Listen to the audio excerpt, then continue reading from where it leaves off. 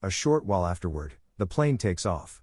Given that Charles is in handcuffs, the boy's mother contacts Sabrina to ask if he is a dangerous individual.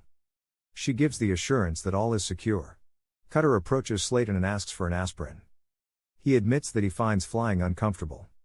She conveys to him that she is still irritated by their dispute during the training. On the lower deck, there is a call asking for first-class service, which is answered by the suspicious-looking guy who is also on board. A metal briefcase is removed, and he places it on the serving dish. After getting tired of his talkative seatmate and feeling uneasy on the aircraft, Cutter asks to use the lavatory. Ronnie and the agents are sitting as Sabrina wheels a tray of food over to them. She shoots the two unwary agents in the head after removing a plate's cover to expose a gun. While Mr. Forget gives him one of the deceased's guns, Ronnie uses the key from the deceased agent to release his handcuffs. Working for Charles are Mr. Forget and Sabrina. While henchmen are holding the passengers captive, Ronnie walks over to the pilot's cabin.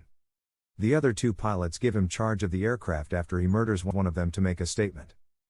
Ronnie announces that the aircraft has been stolen and that he will stop at nothing to accomplish his objective while everyone is listening to him from the bathroom.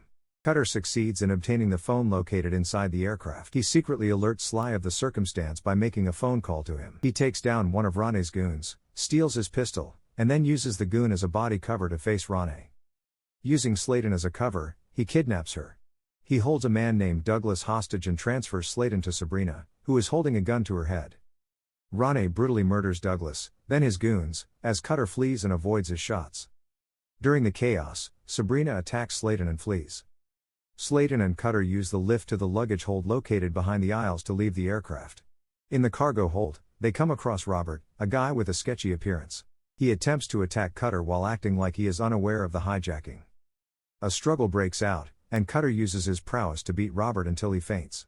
Cutter and Slayton navigate to the plane's electronics amidst the turmoil. Slayton strongly rejects Cutter's scheme to dispose of the plane's fuel. He calls her Lisa by accident because of how heatedly they are arguing. He assures her that he understands what he is attempting to calm her down. He spills the fuel after she backs down. The aircraft is losing altitude and getting ready for takeoff at a small airport near Lake Lucille, Louisiana when it is discovered at the Atlantic Airlines corporate office. Sly travels there in a helicopter.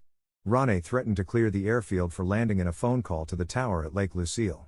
When the aircraft comes to a stop, Cutter and Slayton will exit through the entrance as they wait by it. He tells her about his departed spouse and her tragic passing after she inquires about who Lisa is. Ronnie makes contact with Cutter after determining what he is doing. They verbally ridicule each other. The lowered plane flies across the fairground as Mr. Biggs, the sheriff of the tiny town, watches with his deputies. They proceed to the airport.